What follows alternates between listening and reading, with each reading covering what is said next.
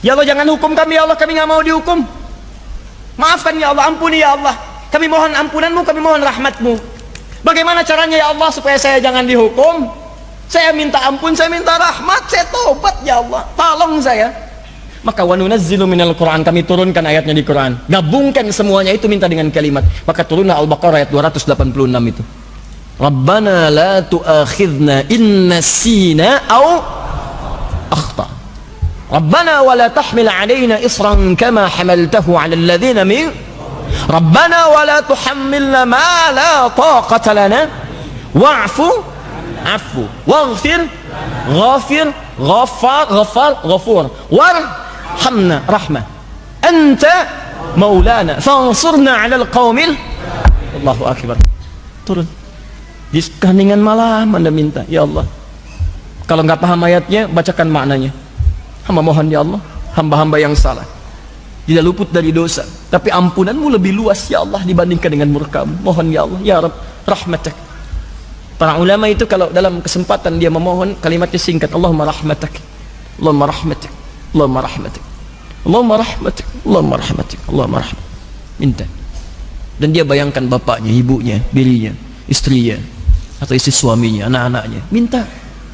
Dan setelah dia salat tahajud menjelang kepada fajar, dia mohon kepada Allah. Itu yang disebut oleh Quran surah ke 51 ayat 18, kebiasaan istighfar dia. Wabil ashari hum yastaghfirun, istighfar. Astaghfirullah, astaghfirullah, astaghfirullah. Rabbana zalamna anfusana wa illam taghfir lana wa tarhamna lanakunanna minal khasirin. Allahumma rahmatak ya Rabb, Allahumma rahmatak, Allahumma rahmatak. Rabbana la tu'akhidna in nasina wa akhtana. Rabbana wa la tahmil 'alaina isran kama hamaltahu 'alal ladzina min qablina. Rabbana wa la tuhammilna ma la taqata lana bihi wa'fu 'anna waghfir lana warhamna anta maulana. Anta maulana. Kau Tuhan kami ya Allah. Kalau Tuhan saja tidak mengampuni kami, lantas kepada siapa lagi yang mesti minta ampun? Kalau yang Maha Mengampun saja, yang Maha Pengampun tidak menurunkan ampunannya, lantas kepada siapa lagi kami mesti memohon? Kalau yang Maha Rahmat saja tidak menurunkan rahmatnya, kepada siapa lagi kami mesti minta ya Rabb? Anda mintakan sujud. Anda minta untuk teman-teman Anda sekitaran. Kalau Anda merasa baik, minta saudara yang lain. Minta yang jauh, tetangga dekat, tetangga jauh, di Palu, di Lombok, seluruh kisaran Nusantara, Indonesia, belahan dunia, mohonkan. Sepanjang ada orang-orang beristighfar, maka itu bisa menahan azab Allah Subhanahu wa taala. Wa ma kana Allahu liyu'adzibahum wa anta fihim. Wa ma kana Allahu yu'adzibahum wa anta fihim. Tapi yang paling menarik, wa ma kana Allahu mu'adzibahum wa hum yastaghfirun. Allah enggak akan mungkin menghadap umatmu ya Muhammad SAW sepanjang engkau ada bersama mereka. Wa anta fihim. Jadi kalau nabinya masih ada, umatnya enggak akan diadab. Tapi sekarang bagaimana kalau nabinya enggak ada?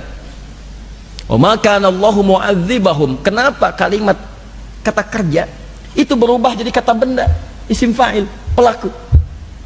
Yang pertama, wa ma kana Allahu liyu'adzibahum, pakai kata kerja. Saya nggak akan mungkin mengadab mereka ya Muhammad sepanjang engkau masih ada dengan mereka. Kata kerja. Kenapa ada menggunakan kata kerja di situ? Karena pekerjaan umat Muhammad SAW dulu ketika nabinya ada, masuk Islam mereka, jarang yang bermaksiat itu jarang. Semuanya taat. Tapi ketika berubah kalimatnya setelah nabinya wafat, menggunakan isim fa'il mu'adzibahum pakai mim. Kenapa berubah pakai mim? Isim fa'il tuh. Isim fa'il itu langsung memberi pelaku. Ingin memberikan gambaran, setelah kamu wafat banyak penyimpangan di umatmu, sudah layak sebetulnya mereka diadab. Sudah layak diadab nih. Cuman kenapa ditahan? Kenapa ditahan? Wahum yastaghfirun. Karena ada sebagian di antara mereka yang banyak istighfar kepada Allah. Itu yang bangun di malam hari. Mungkin antum tuh belum dihukum, bukan karena antum nggak salah. Ada tetangga antum yang malam-malam istighfar, bangun tahajud. Dia mohon ampunan kepada Allah. Dan kenapa Anda tidak menjadi pelakunya? Bangun malam istighfar, minta ampun. Walaupun menjelang fajar cuma 5 menit, 3 menit, duduk aja, nggak usah ketahuan orang lain. Minta. Astagfirullah, astagfirullah, rahmatullah. Jadi kalau ampunan sudah diturunkan, keberkahan datang teman-teman, datang, minimal cinta Allah datang. Innallaha yuhibbut tawwabin, Allah cinta pada orang taubat. Ya, ini lihat sini nih, ini gelas nih, isinya air. Ini kalau kotor, ditutup nih, nggak bisa masuk apapun. Saya sering contohkan ini, nggak bisa masuk apapun. Ini hidayah mau masuk susah. Anda mau buka, kalau sudah buka, Anda kosongkan dulu ini, tutup, buka sekat maksiatnya, buka begini, keluarkan kotorannya dengan istighfar. Begitu Anda keluarkan kosong, kalau kosong diisi apa aja gampang. Maka sholat jadi gampang, baca Quran jadi gampang, sedekah jadi gampang, semua jadi gampang. Kalau sudah gampang maka sudah dekatlah Anda dengan Allah Subhanahu wa taala. Maka ini tawaran yang kedua. Ada ayat-ayat Quran yang jadi bimbingan Anda untuk lebih dekat kepada Allah sekaligus menghapuskan dosa-dosa yang pernah dikerjakan. Ingat, tidak ada manusia yang sempurna. Tidak ada manusia yang tidak pernah salah. Kecuali Rasul, Nabi yang sifatnya maksum. Tapi kita yang bukan Nabi dan Rasul pasti pernah berbuat salah.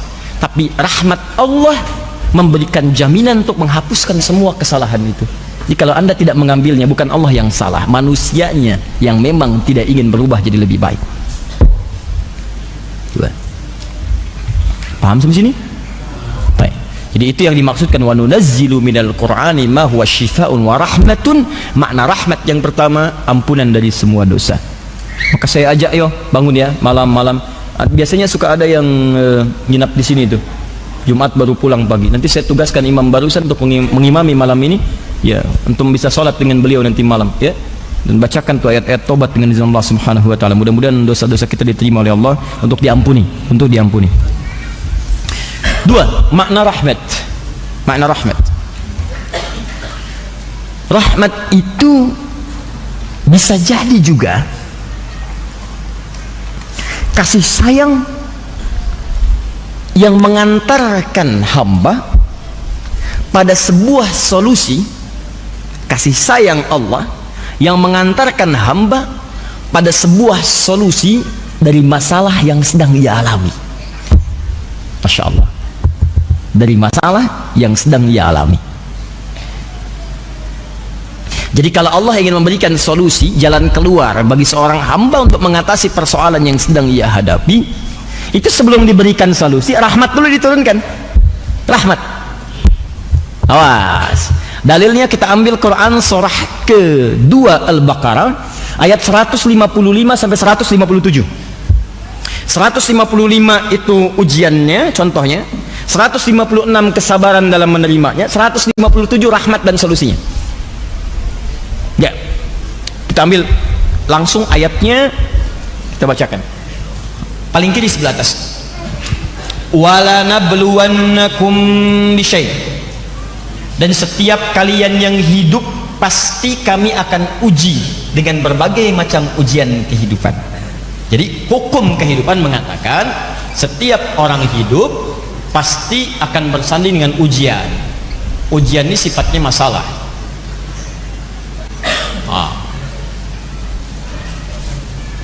Tolong pahami dulu ya, tolong pahami.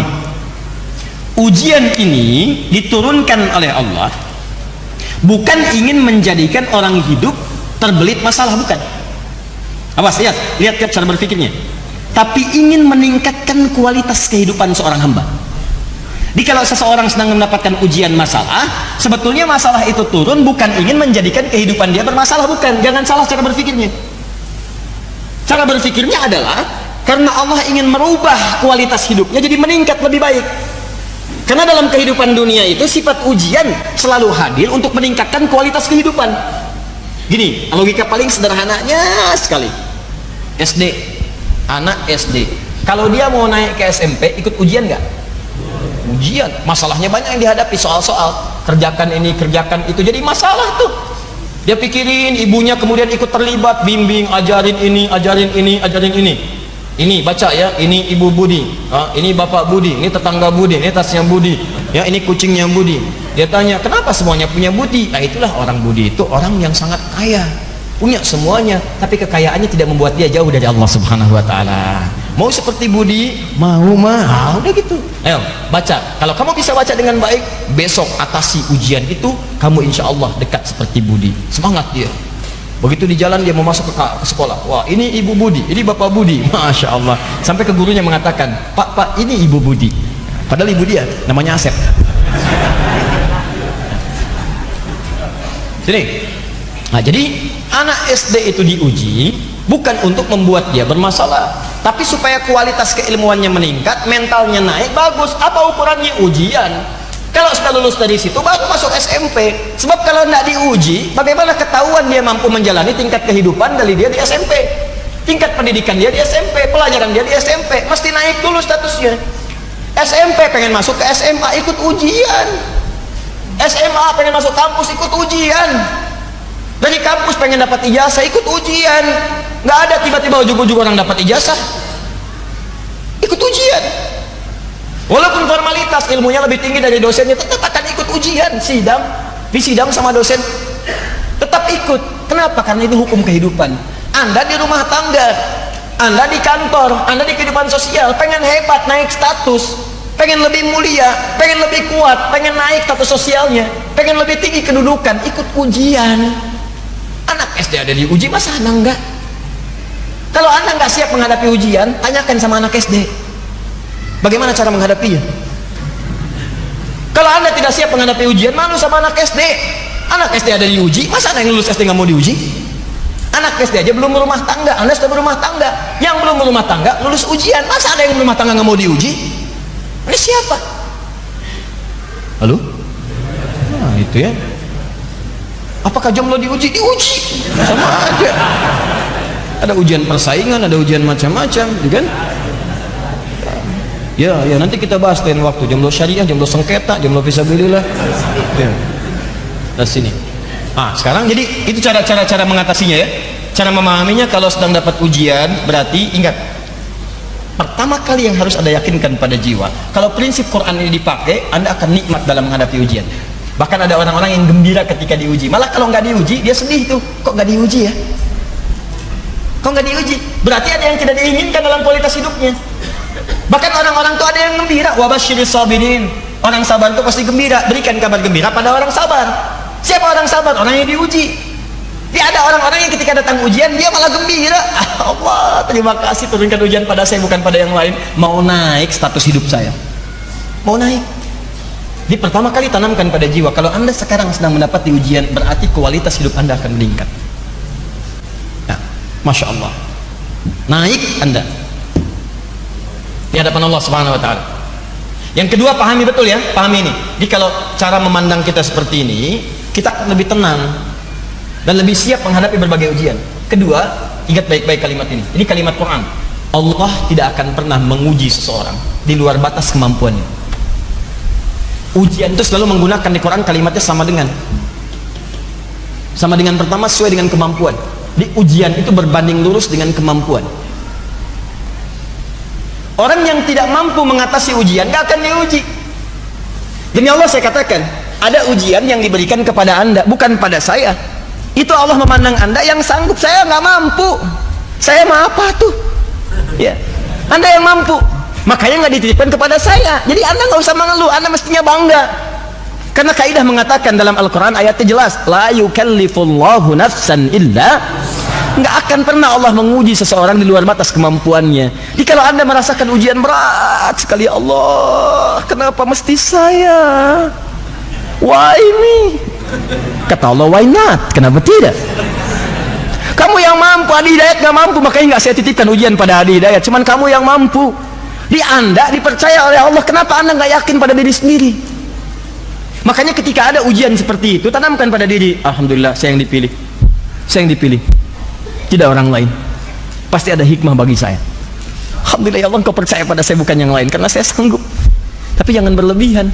Bikin status. Memang cuma saya yang sanggup, yang lain tidak. Ceklik. Oh. Dah. Nah, jika sudah seperti itu, hatinya enak, kan? Terakhir, ingat, terakhir cara menyikapinya. Ini saya belum ke rahmat nih. Di balik segala ujian selalu ada solusi. Ingat itu. Inna ma'al usri. Setiap ada persoalan sesulit apapun, akan ada solusi, bahkan yang semudah, lebih mudah daripada senyuman.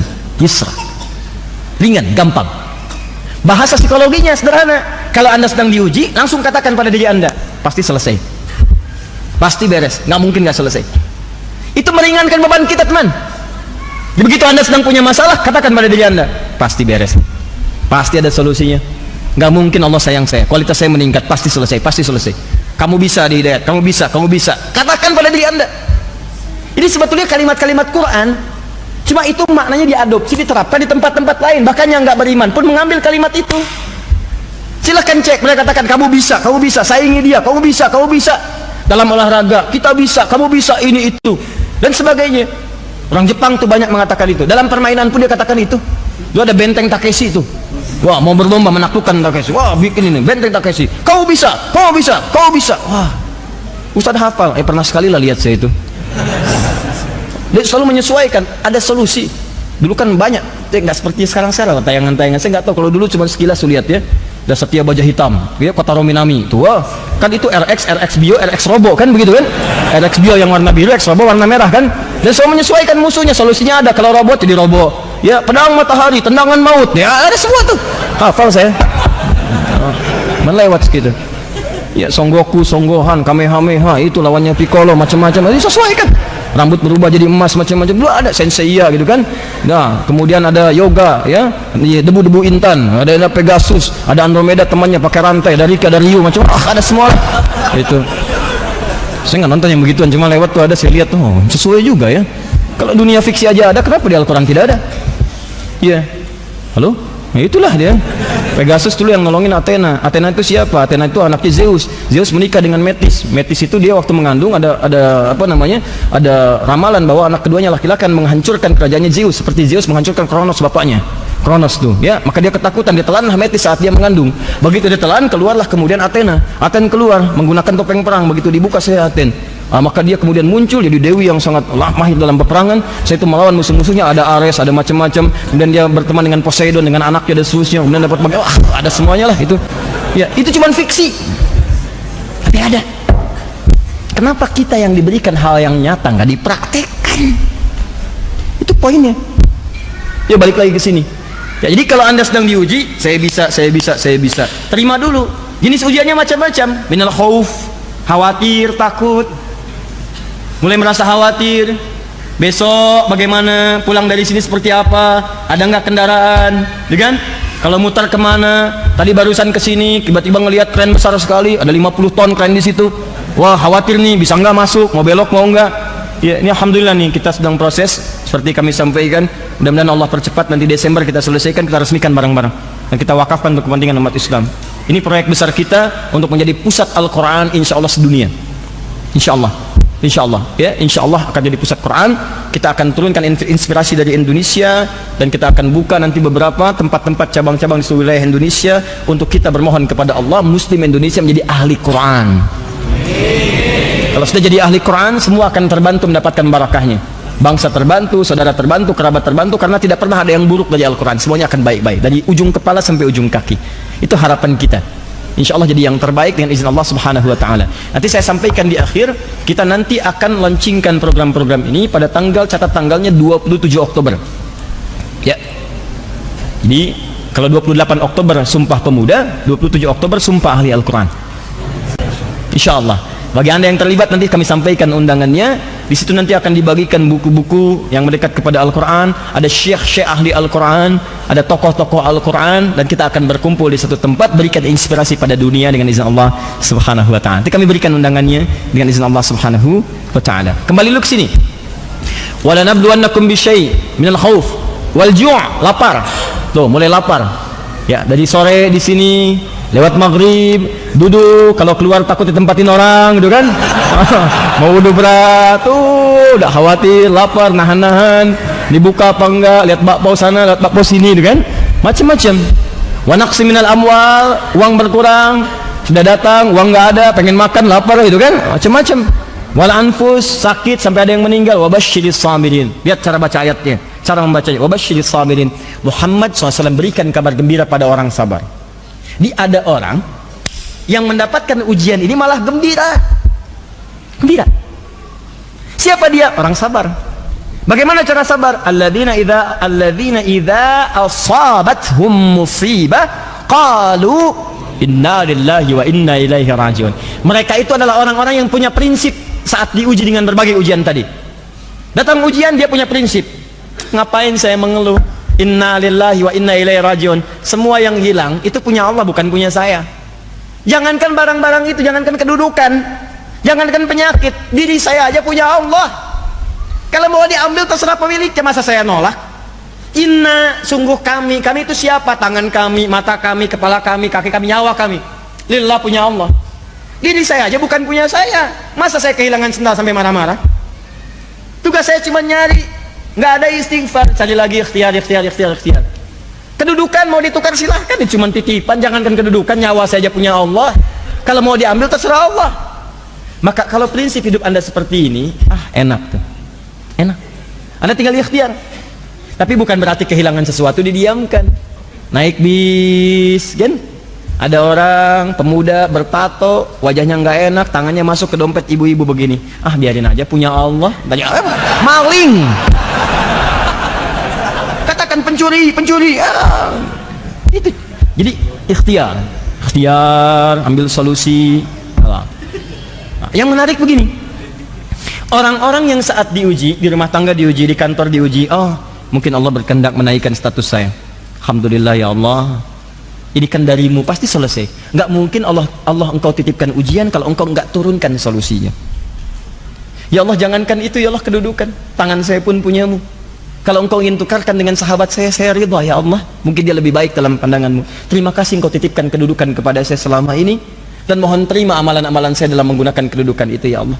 Jangan jadikan hati saya rakus terhadap kedudukan ya Rabbal Alamin. Apalagi dengan itu saya menyengsarakan orang-orang yang saya pimpin ya Arhamar Rahimin. Ampuni dosa-dosa saya ya Allah.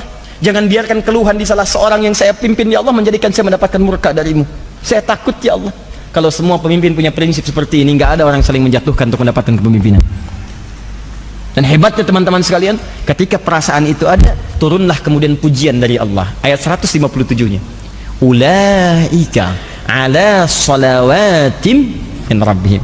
Orang-orang yang sabar saat diuji, menerima, dia berikhtiar, sabar menerima, terus berikhtiar mengatasi, tidak mengeluh, dia berusaha, maka dipuji oleh Allah. Allah, Masya Allah, kamu ini hamba luar biasa. Yang lain mengeluh, kamu bersabar. Yang lain cuman mengeluh, kamu cari solusi, kamu berikhtiar. Luar biasa. Setelah itu apa yang diberikan? Rahmat. Ulaika alaihim salawatun min rabbihim wa rahmat.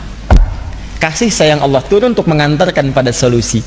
Jadi begitu Anda sabar, sebetulnya orang sabar itu lebih dekat kepada solusi dibandingkan pengeluh yang mengeluhkan setiap persoalannya. Jadi kalau Anda bersabar saat ujian, Anda sudah mendapatkan setengah solusi. Setengah solusi. Setengahnya lagi Allah akan turunkan melalui kesabaran Anda dalam berikhtiar. Jadi begitu Anda sabar, datang pujian, turun rahmat. Begitu turun rahmat, lihat ujung ayatnya, wa ulaika humul muhtadun. Dan mereka itulah orang yang akan diberikan solusi, petunjuk untuk mengatasi persoalannya.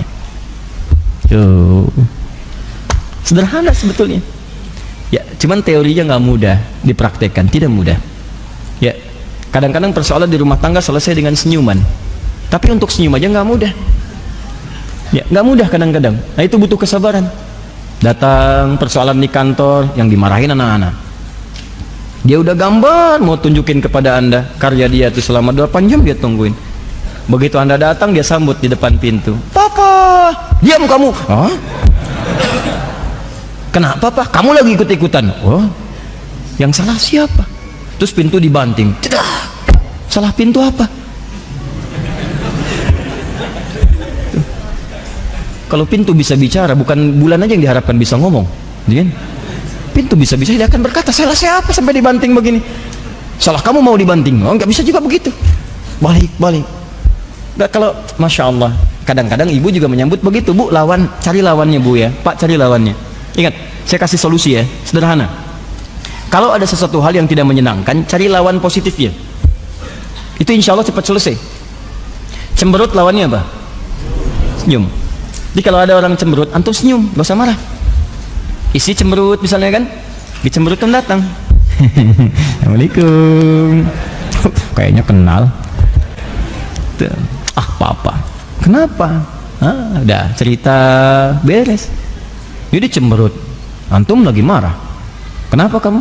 Emang kenapa? Oh, sudah. Udahlah. Tapi memang teorinya mudah, prakteknya itu tidak semudah yang dikatakan. Ustadz juga sama aja. Sama. Makanya jarang ada ustadz ceramah bawa istrinya, jarang sekali. Ini live ya. Kita selesaikan di rumah ya. Oke, insyaallah. Paham? Jadi sekarang apa ayat-ayat tentang rahmat itu? Kalau sedang punya masalah, kan? Nah, sambungkan lagi. Ayo, teori besarnya kan kerangkanya di Quran surah 17 ayat 82. Apa ayat-ayatnya untuk mendapatkan rahmat tuh? Kalau di rumah tangga ada masalah, bagaimana cara mendapatkan ayat rahmat? Kan kata Quran, wa nunazzilu minal Qur'ani ma huwa syifaa'un wa rahmatun. Di antara makna rahmat, solusi dari masalah. Nah, kalau Anda sedang punya masalah, baca ayat Quran, pelajari. Praktekkan dalam hidup. Apa ayatnya? Maka turunkanlah kemudian di Quran ayat-ayat rahmat terkait dengan solusi dalam kehidupan. Contoh, kalau di rumah tangga ayat rahmatnya apa? Turunkan Quran surah keempat misalnya, ayat 34 sampai 35. Kalau ada sengketa suami istri, bagaimana menyelesaikannya? Di situ ada. Dari mulai komunikasi, dari mulai saling berpisah dulu tempat tidur, dimulai saling memberikan pelajaran dulu, saling merenung, sampai minta pendapat kepada orang bijak. Ya, wa in khiftum shiqaqa bainihima fab'athu hakaman min ahli wa hakaman min ahliha, ya in yurida islaha yuwaffiqillahu bainahuma. Ada semua turunannya. Kalau anak-anak sedang punya masalah di sekolah, bagaimana caranya? Ya, sulit untuk paham, ya sulit untuk cepat menangkap pelajaran, apa ayatnya? Turunkan lagi. Kalau di kantor ada persoalan, antum diisengin orang, kadang-kadang misalnya kerja keras antum diserobot oleh orang lain, antum ikut tender, yang menang antum, tapi kok proyeknya dibawa orang, apa ayatnya? Ada. Ya, itu luar biasa. Turunkan ayat-ayatnya 1, 2, 3, 4, ada semuanya. Jadi kalau anda turunkan itu, baca. Habis sholat berdoa. Kan habis sholat itu zikir kan? Zikir. Apa dalilnya? Quran surah keempat ayat 103. Fa idza qadaytumus sholata fadhkurullah. Jika anda telah tuntas mengerjakan sholat, berzikirlah kepada Allah. Apa di antara makna zikir? Banyak. Istighfar itu zikir. Hadis Muslim nomor hadis 591. Astagfirullah, astagfirullah, astagfirullah. Allahumma anta salam, minka salam, tabarakta ya dzal jalali wal ikram. Tapi ingat, baca Quran pun zikir, karena Quran disebut dengan zikir. Quran surah 15 ayat ke-9. Inna nahnu nazzalna dzikra. Kami telah turunkan Al-Quran sebagai zikir. Menghafal Quran, mengulang bacaan-bacaan itu zikir. Zikir disebutkan di Quran surah ke-54 ayat 17, ayat 22, ayat 30, ayat 32, ayat ke-40. Zikir. Walaqad yassarnal Qur'ana lidzikri. Kami telah mudahkan Al-Quran sebagai zikir. Ini bukan bacaan biasa. Kenapa setelah anda selesai sholat tidak baca ayat-ayat itu? Jadi kalau itu dibacakan tuntas, anda di kantor nih, jeda zuhur. Zuhur jeda tuh. Sebelum zuhur punya masalah. Begitu selesai sholat, bacakan ayat-ayat Qur'annya, minta sama Allah. Ya Allah, engkau yang berjanji memudahkan. Engkau yang katakan dalam firman-Mu, ya Allah, yuridullahu bikumul yusra wa la yuridu bikumul usra. Engkau menginginkan kemudahan bukan kesulitan. Engkau yang menjadikan solusi ya Allah dalam setiap kehidupan. Engkau yang katakan inna ma'al usri yusra, inna ma'al usri yusra. Ya Allah, engkau katakan setelah pekerjaan selesai, lapangkan ya Allah, siapkan dan siapkan untuk selanjutnya. Fa idza faraghta fansab wa ila rabbika farghab. Ya Allah, engkau yang katakan kepada Rabbmu kamu bertawakal. Saya sekarang bertawakal ya Rabb. Saya telah berikhtiar, saya telah berusaha, saya telah mengatakan apa yang, menyampaikan apa yang telah engkau katakan, saya telah menjalankan apa yang telah engkau firmankan. Sekarang saya memohon apa yang telah engkau janjikan. Engkau akan memberikan kemudahan, saya minta kemudahan itu. Engkau akan memberikan solusi, saya minta solusi itu. Kalau dengan semua hal yang saya kerjakan sesuai petunjuk-Mu belum engkau kabulkan juga, maka tunjukkan pada hamba di siang hari ini ya Allah. Dengan cara apa lagi hamba mesti bermohon kepadamu? Minta. Duhai anda yang besoknya mau ujian, malamnya bacakan ayat-ayat untuk bisa memohonkan kepintaran, minta pemahaman. Allahumma ya Allah, engkau yang memudahkan orang untuk belajar ya Allah, engkau yang turunkan ilmu, engkau yang menyebut dirimu dengan al-alim. Hamba mendekat kepadamu ya Allah, dan engkau janjikan siapa yang mendekat meningkatkan takwa, engkau tambahkan pengetahuan, bahkan engkau ajarkan pengetahuan. Ya Allah, engkau yang berfirman dalam ayatmu ya Allah, wattaqullah wa yu'allimukumullah. Engkau tingkatkan takwa, aku ajarkan pengetahuan. Engkau yang berfirman dalam ayatmu ya Allah, wa ma kana al-mu'minuna yanfiru kaffah falaula nafara min kulli firqatin minhum ta'ifatun liyatafaqahu fid din. Engkau yang firmankan dalam ayatmu ya Allah, yarfa'illahu alladhina amanu minkum walladhina utul ilma darajat. Engkau yang firmankan ya Allah, wa ma utitu minal ilmi illa qalila. Ya Allah ya Arab, hamba memohon sebagian dari apa yang kau janjikan itu. Ajarkan hamba pengetahuan ya Allah, pahamkan hamba ya Allah, tingkatkan iman hamba dengan pengetahuan yang telah engkau tambahkan pada diri hamba ya Allah. Ajarkan dari yang sedikit itu pemahaman ya Rabbal Alamin. Duhai Allah yang menitipkan pada lisan Muhammad sallallahu alaihi wasallam, lisan Rasulmu yang terakhir, yang ketika ia mengajarkan pada keponakannya ya Rabb, pada hambamu Ibnu Abbas ya Allah, dengan kalimat Allahumma faqihhu fid din wa 'allimhu ta'wil. Ya Allah, mohon lekatkan kalimat itu pada diri hamba ya Rabbal Alamin.